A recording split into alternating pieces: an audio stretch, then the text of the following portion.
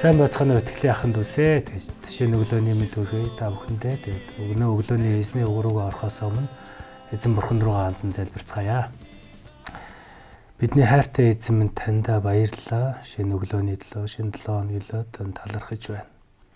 Эзэн минь өглөө болгон та өөрийнхөө үгээр бидэнтэй ярьж, өөрийн үгээрээ бидэнтэй уулздаг танд талархлаа эзэн минь. Тэгээд өнөөдрийн үгийн төлөө танд талархаж байна. Энэ өдрийн турш таны үг биднийг өдөртөн чиглүүлэх болтугай, биднийг замшлах болтугай. Есүсийн нэрээр талархан залбирлаа. Амен. За өнөөдөр би та бүхэнтэй Лук номын 12 дугаар бүлгийн 22-оос 34 дугаар эшлэлийг хуваалцах болно. За би ингээд эндээс дуудаж өгье. Есүс шавнартаа иймд би та нарт хэлье. Юу идэж, юу уух билээ гэж амийнхаа төлөө санаа бүү зов. Мөн юу өмсөх билээ гэж биеийнхээ төлөөч санаа бүү зов. Амин хоолноос биеийн хувцснаас ч илүү эрхэм. Хон хэрэг хар, тэр тариадаггүй, хураадаггүй. Тэдэнд байр савч агуулгач байхгүй. Гэвч бурхан тэднийг тэжээдэг юм. Та нар тэр шуудаас хамаагүй илүү үнэтэй билээ. Та нараас хэн ч санаа зовснороо нас бие ганц мөчөөр нэмж чадах вэ?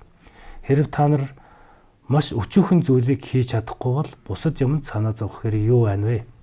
Саран цэцэг хэрхэн ургадгийг хар. Тэд зүдэж дутагдгүй, ээрмэлж хийдэгчгүй. Гэвч би та нарт хэлье. Соломон хаан бүх сүр жавхландаа эдний нэгтэнч дүйцэхээр хувцлаж байгаагүй юм аа.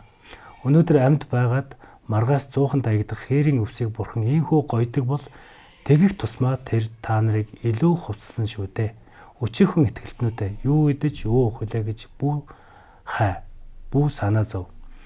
ертөнцийн үндэстнүүд энэ бүх зүйлийг чармаа хайдаг үлээ. Харин эцэг чинь та нарт энэ бүх зүйл хэрэгтэйг мэддэг юм. Гагцгүй түүний хаанчлыг хайхтун. Тэгвэл энэ бүхнийг та нарт нэмж өгөх болно. Өчүүхэн сэргүй бүү. Эцэг чинь хаанчлалаа та нарт өгөхийг баяртайгаар сонгосон юм аа. Өмч хөрөнгөө худалдаад өглөг өг. Хизээч хуурахгүй, хуучрахгүй уутыг өөрсдөө зэх. Шавхташгүй баялагийг тэнгэрт хураа.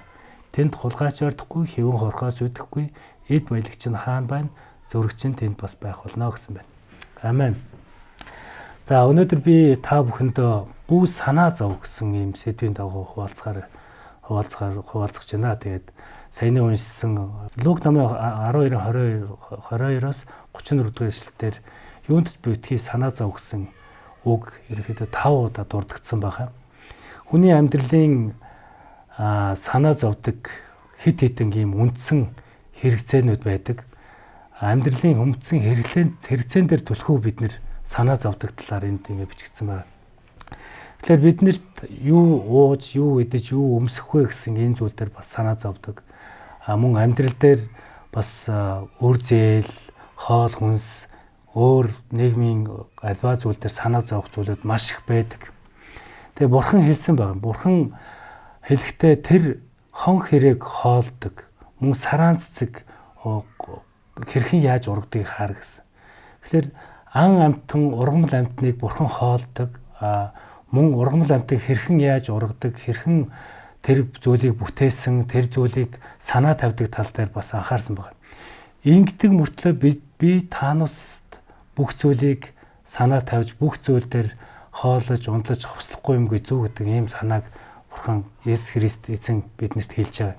Тэгэхээр тэр хон хэрэг сараан цэцгээс илүү бурханы хувьд бид нар ямар илүү үн цэнтэй байдаг талаар биднэрт Есүс Христ энэ зөвлөлөөр хэлсэн байна. Тийм учраас та санаа зовхгүй амар тайван байгаарай гэдгийг Есүс энэ зөвлөлөөрөө дамжуулан биднэрт хэлж байна. Та нар чи хэн чин санаа зовсноороо өөрийн биеийг, насыг, мөн өндрийг нэгээр нэмэх вэ гэж энэ талаар бас хэлсэн. Тэгэхээр бид нэр санаа зовснараа өөрийнхөө насыг, өөрийнхөө өндрийг хинч нэмж чадахгүй.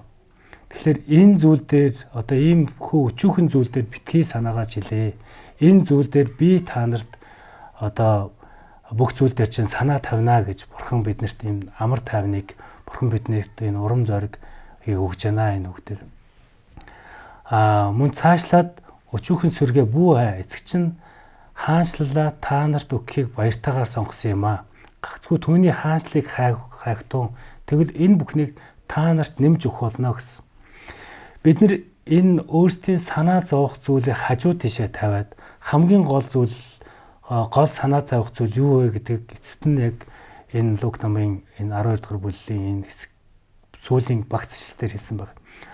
Бидний гол санаа тавих зүйл бол Бурхны хаанчлыг хайх. Бурхан яг эзэн Есүстэй хэрхэн бид нар алхах вэ? Бурхны сонголт шийд, Бурханд өнөөдрийн бидний амьдарч байгаа өдөр тутмын маань амьдрал маань Есүс Христийн талд сонголт шийдвэр байна уу? Мөн эзний үгийн дагуу амьдарч гэнэ үү гэдэг зүйл дээр эзэн санаагаа тавиа гэсэн. Тэгээ эд баялаг чинь хаана байна, зүрх сэтгэл чинь тэнд байх болно гэсэн байна. Тэгэхээр мэдээж эд баялагыг бид нэр цуглуулах нь буруу гэж хэлээгүй. Эд баялаг энэ зүйлс нь болохоор хүмүүс биднийг мунхаг болгодог талаар хэлсэн байна.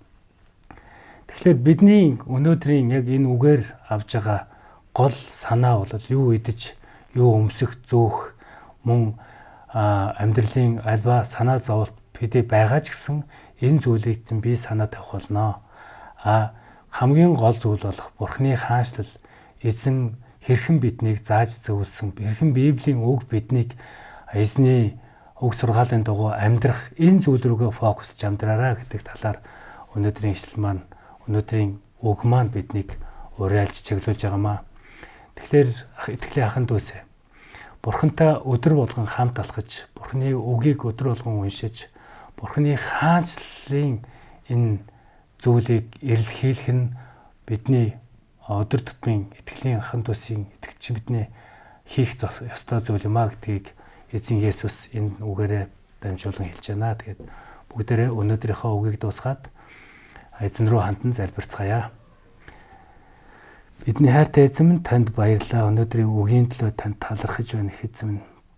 Тэгээ их эзэн минь, бид амьдралдаа маш олон зүйл санаа зовдөг. Маш олон зүйл санаа зовсоор байдаг эзэн. Тэгээд бидний санаа зовж байгаа эдгээр зүйлс таны үг бидэнд урам зориг, энэ санаа зовлтуудыг даван туулах эрч хүч, урам зориг болдог үлээ их эзэн минь. Тэмээ их эзэн минь, бид нар альва санаа зовлтуудаа хажуу тийш нь тавьж, танд итгэж найдаж, тань дээр итгэлээ төвлөрүүлэхэд та туслаарай их эзэн минь. Тэгээ өдөр бүр эзэн таны үгийн дагуу амьдарч, өдөр бүр таны үг сургаал та хэрхэн биднийг амьдраасаа гэдэг энэ шийдвэр дотор, энэ сонголтын дотор алхахад та бидэнтэй хамт байгаарай. Тэгээд таны үгийн төлөө танд талархаж байна. Тэгээд их эзэн минь, бүх алдар магтаал хүндэтгэл зөвхөн танд байх болтугай. Есүсийн нэрээр талархан залбирч байна. Амен.